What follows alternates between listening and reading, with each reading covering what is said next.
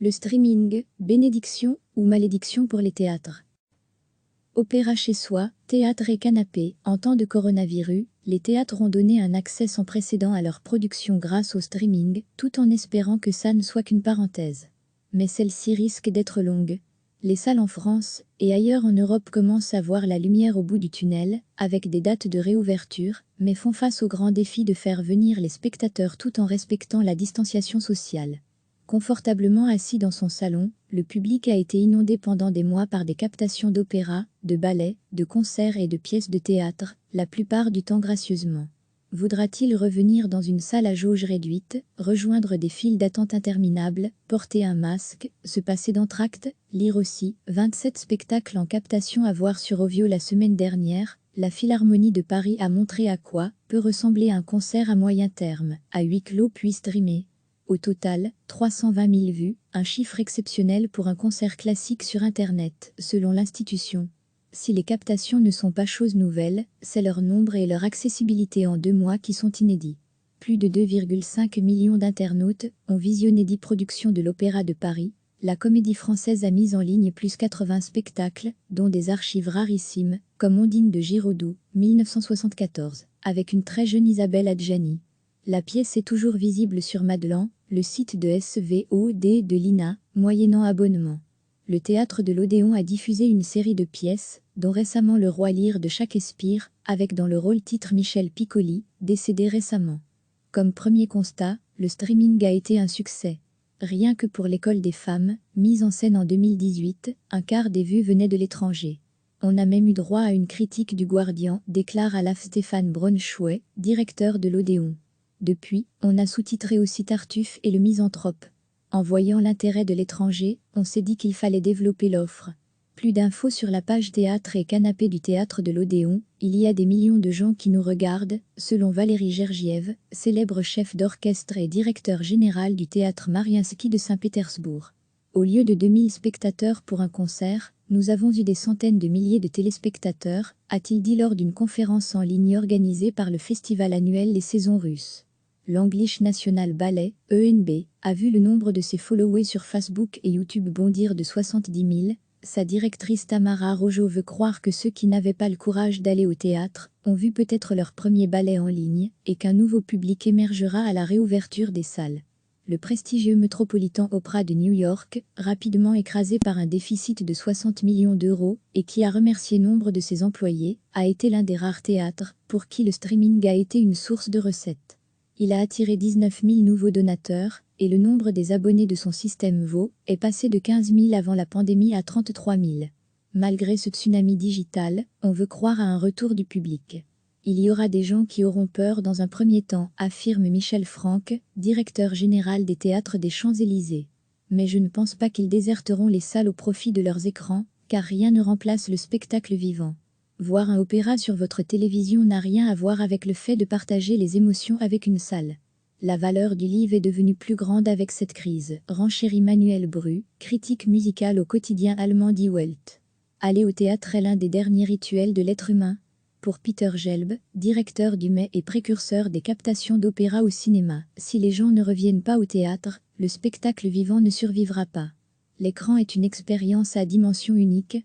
Sans public, à un moment donné, on n'aura plus rien à filmer. D'autres sont encore plus méfiants. Il y a un risque, ceux qui abusent de ce médium perdent du public, assurait au quotidien commerçant Vladimir Ourine, directeur du célèbre théâtre du Bolchoï, qui vient de mettre fin à ses captations, 9,5 millions de vues. Lire aussi, pour la première fois, le Bolchoï diffuse ses spectacles en ligne pour Tamara Rojo, l'expérience va laisser des traces. Les captations avaient surtout un côté marketing, mais nous investissons pour créer un meilleur contenu digital, dit-elle.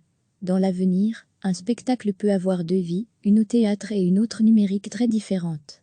À Los Angeles, le chorégraphe Benjamin Millepied a lancé une plateforme numérique payante au contenu protéiforme, pour $10 par mois.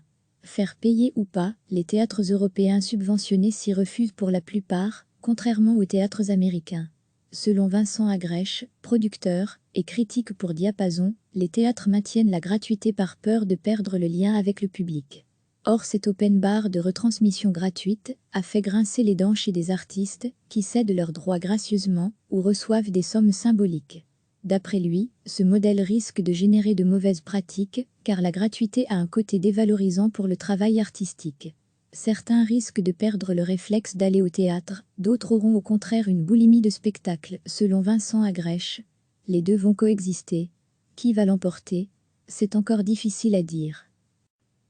Opéra chez soi, théâtre et canapé. En temps de coronavirus, les théâtres ont donné un accès sans précédent à leur production grâce au streaming, tout en espérant que ça ne soit qu'une parenthèse.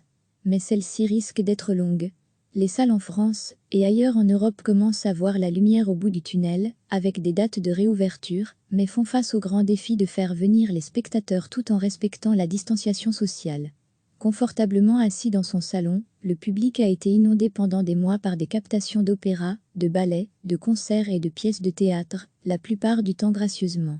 Voudra-t-il revenir dans une salle à jauge réduite, rejoindre des files d'attente interminables, porter un masque, se passer d'entracte, lire aussi 27 spectacles en captation à voir sur Ovio la semaine dernière? La Philharmonie de Paris a montré à quoi peut ressembler un concert à moyen terme, à huis clos puis streamé. Au total, 320 000 vues, un chiffre exceptionnel pour un concert classique sur Internet, selon l'institution. Si les captations ne sont pas chose nouvelle, c'est leur nombre et leur accessibilité en 2 mois qui sont inédits.